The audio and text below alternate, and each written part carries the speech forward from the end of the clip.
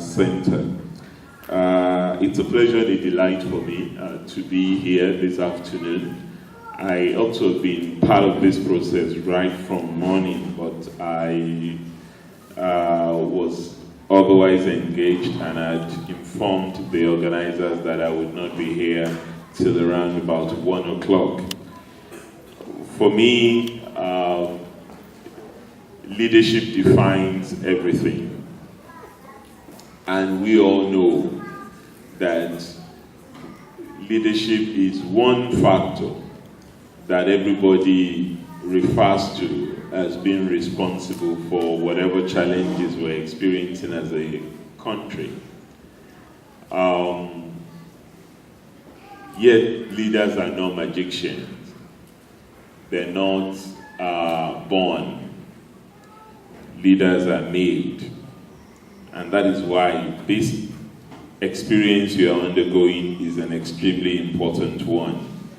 At the last count, I'm told almost 500 people have gone through this if we add the current set. And that is an extremely important development. I am a student of leadership myself, and one is always learning. Some of those references from Dr. Ejiro Tibebuzo really resonated strongly with me, because I must confess I haven't quite interpreted those sections of the Bible the way she did, particularly about women and inheritance. And I am going to have to revisit my Bible to reread the gender dimensions of this debate, utilizing the Bible as a theoretical tool for that exercise. I live day in, day out with a gender activist, so these debates are debates I'm very familiar with. Even if I want to be reactionary, even if I choose to be totally anti-women, I am not allowed to. You understand? But you don't empathize with me.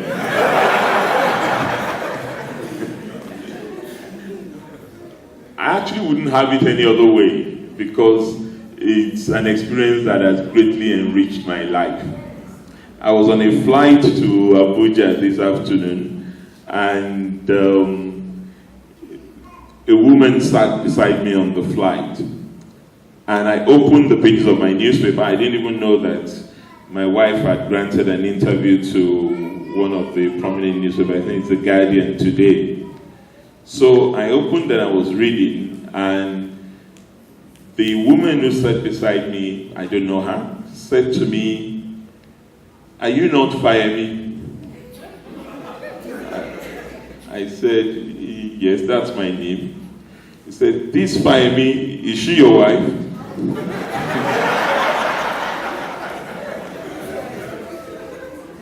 I said, I think so, but I haven't read the interview. She said, "You know, you must be a very lucky man. People know you. People know you, but more often than not, I think they use your wife to introduce you." I said, "Well, because she's more popular than I am." And the lesson really to draw for us as younger people looking up to a future is that we all must choose carefully.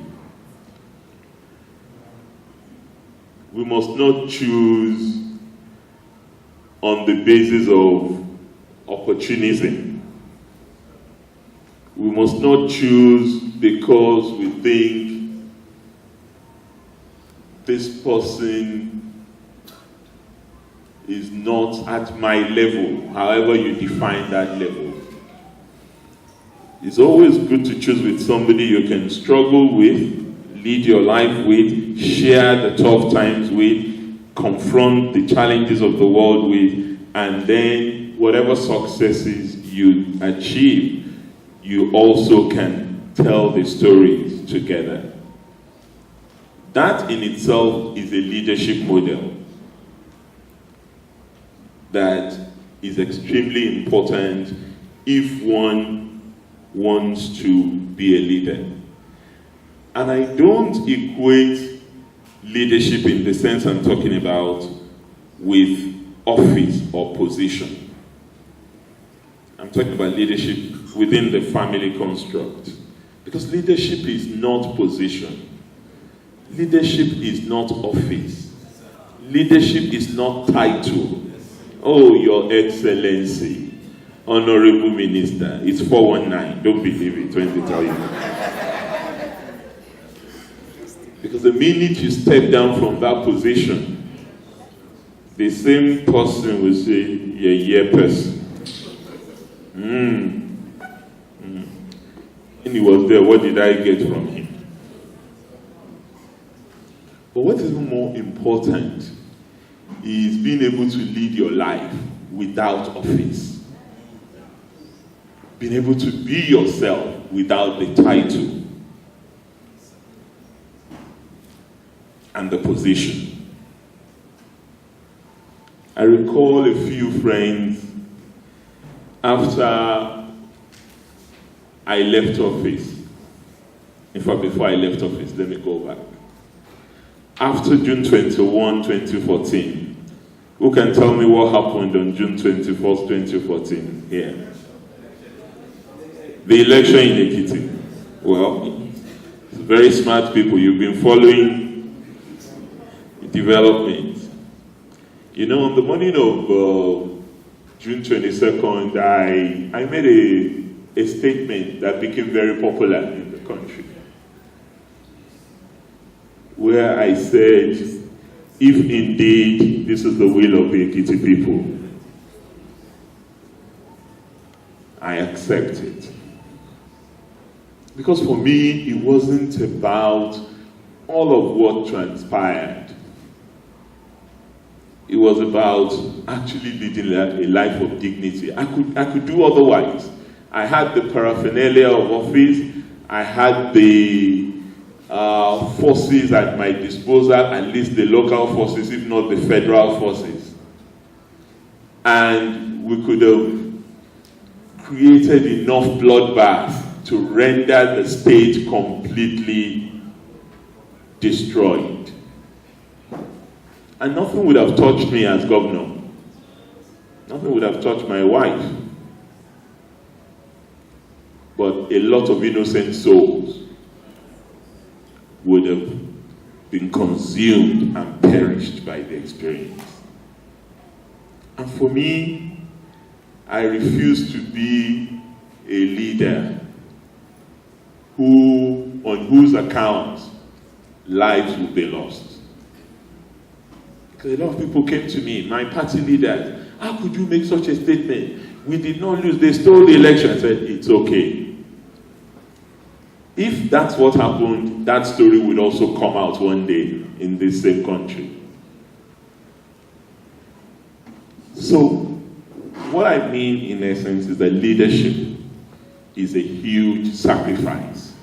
And when you are in the position, you are always going to have all manner of advice from people whose primary interest is not necessarily the people. That sacrifice of choosing to stand alone, even when the multitude goes against you, is the hallmark